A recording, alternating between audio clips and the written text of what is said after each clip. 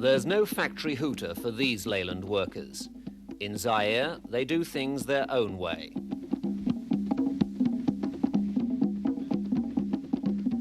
At 7 o'clock, the Leyland workers start the day with words and music dedicated to President Mobutu Sese Seko, the self-styled guide of this nation of 24 million people.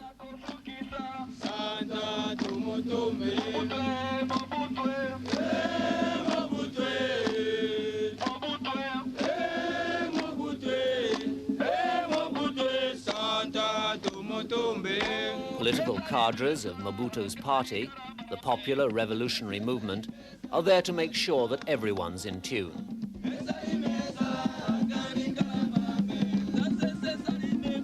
If there's a lack of enthusiasm, it's hardly surprising.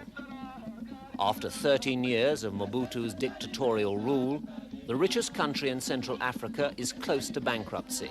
Its people are poorer than ever, and industry has to fight to survive. Leyland is typical. It could sell 2,000 Land Rovers and 2,000 trucks tomorrow. But during the whole of this year, this plant will assemble only 400 vehicles of all types. And for once, it's not Britain's fault. Leyland would like to deliver, but Zaïre cannot pay. So instead of bringing in new vehicles, the Leyland plant concentrates on spares, patching up and putting back on the road as many vehicles as possible. But the backlog is enormous. The problem, as Leyland's managing director here explained, is Zaïre's financial mismanagement. Our biggest problem from the industrial point of view is the sheer shortage of foreign exchange, which means that to run the factory, we're just without the raw materials necessary to run continuously. How do you do this? How do you cope with these problems?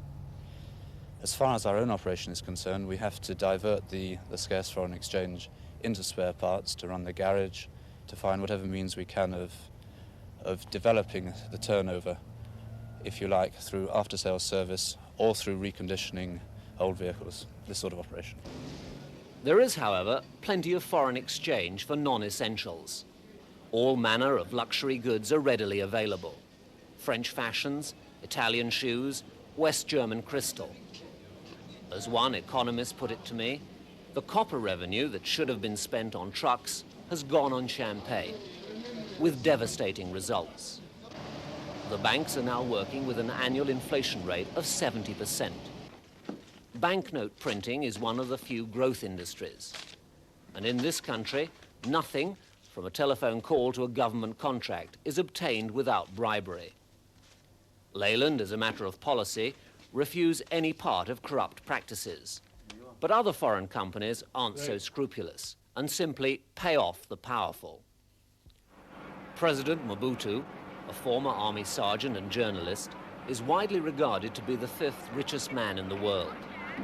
It's reliably reported that a third of the country's annual income from copper and cobalt goes directly to him.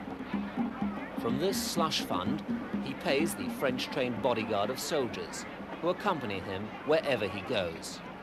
As a senior diplomat put it, Mobutu has the style of a medieval king, distributing largesse to his family, his friends, and those in need. A magnificent international trade center was recently completed. Mobutu ordered it after seeing the World Trade Center in New York. The lavish furnishings and equipment belie the fact that Zaïre is desperately in debt, between 2 and 3 billion American dollars in short and medium-term loans, and it's falling behind on repayments. For the ordinary people, the problems are rather more immediate. From being an exporter of food before independence, Zaïre now has to import food, some even from South Africa. In a society where a laborer gets the equivalent of £20 per week, bananas cost 20 pence each. Pineapples are more expensive here than in Harrods, up to £4 each.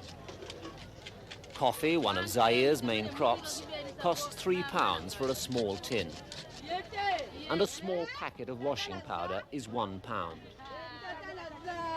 It's hardly surprising that corruption is rife.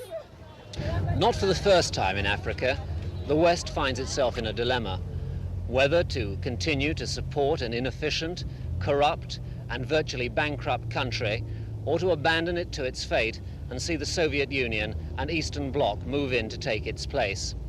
At the moment, the only thing that can be said for sure is that unless there are root and branch reforms of this country's economy, then Zaire is on a road to nowhere.